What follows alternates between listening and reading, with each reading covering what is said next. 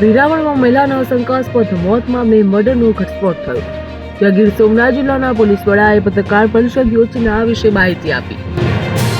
Serial killer યુવક પોલીસના સકંજામાં આવ્યો. હુડકો સોસાયટી વિસ્તારમાં જાણીતી મહિલાને એનેસ્થેસિયાનો ઓવરડોઝ આપીને મોતને ઘાટ ઉતારી હતી, ત્યારે બીજું મર્ડર પણ સામે આવ્યું.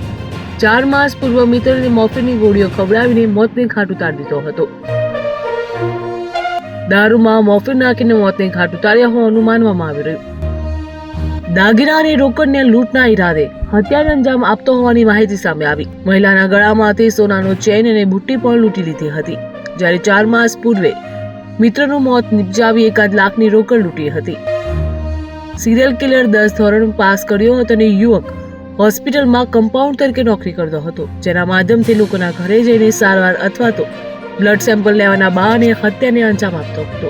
વેરાવળ શહેરમાં કોઈ પણ કલ્પી ન શકે અને દરેકને વિચારતા કરી મૂકે એ પ્રકારનો એક આઈ ઓપનરનો બનાવ બનેલો છે.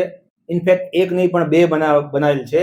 આ બનાવમાં સામાન્ય રીતે કહી શકાય કે ઘરે મેડિકલ સર્વિસ આપવા માટે આવતો એક મેડિકલનો યુવાન કે જે ઘરે આપણા દરેકના ઘરે લગભગ આવતો હોય છે, ક્યારેક બ્લડ લેવા માટે, ક્યારેક બ્લડ પ્રેશર માપવા માટે, બ્લડ સેમ્પલ તરીકે, કોઈ પણ જાતના થાઇરોઇડના કે ઘણા બધા મેડિકલના ટેસ્ટ માટે અને આ પ્રકારના અનેક ટેસ્ટ માટે આપણા ઘરે જે સામાન્ય રીતે મેડિકલ સર્વિસ આપવામાં આવે છે એ છોકરા દ્વારા વેરાવળમાં એક નહીં પરંતુ 2 હત્યા કરવામાં આવી છે અને એના ઘરેથી લૂંટ કરવામાં આવી છે.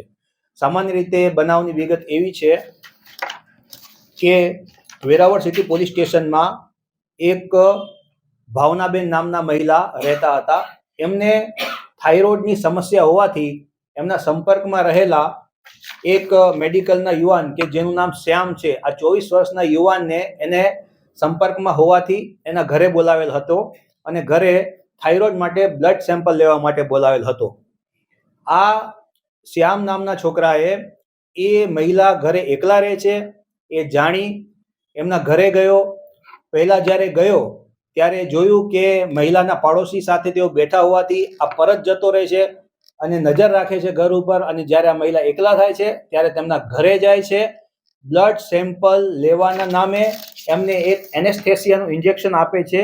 નિયોવેક નામનું એક ઇન્જેક્શન આવે છે, જેનાથી માણસને ઓપરેશન કરતા પહેલા આઈસીયુમાં ઓપરેશન જ્યારે થતા હોય છે ત્યારે નિયોવેક નામનું એક એનેસ્થેસિયાનું ઇન્જેક્શન આપવામાં આવે છે. આ ઇન્જેક્શન લેવાથી જે વ્યક્તિ છે એ તંદ્રામાં આવે છે અને એના ઉપર આગળની મેડિકલની ઓપરેશન આ બધું કરવામાં આવે છે.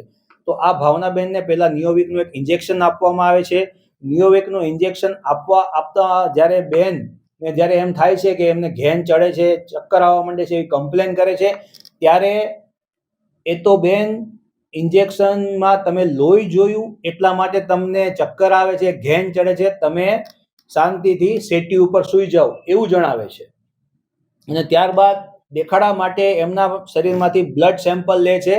એ સમય દરમિયાન જે ભાવનાબેન છે એમને પૂરી રીતે ચક્કર આવતા એ બેભાન થઈ જાય છે. બેભાન થઈ જતા એ એમના ગળામાં રહેલી સોનાની ચેન અને કાનમાં પહેરેલી સોનાની બુટ્ટીની લૂંટ કરે છે. ઘરમાં પણ બધું સર્ચ કરે છે કે બીજું કંઈ એને કંઈ દર દાગીના કે રોકડ રકમ મળી શકે છે કે નહીં.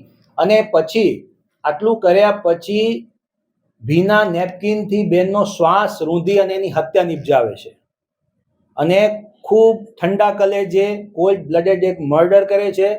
ઘરની બહાર નીકળે છે, ઘરના બહાર લોક મારી અને ચાવી ફેંકી દે છે. અને આ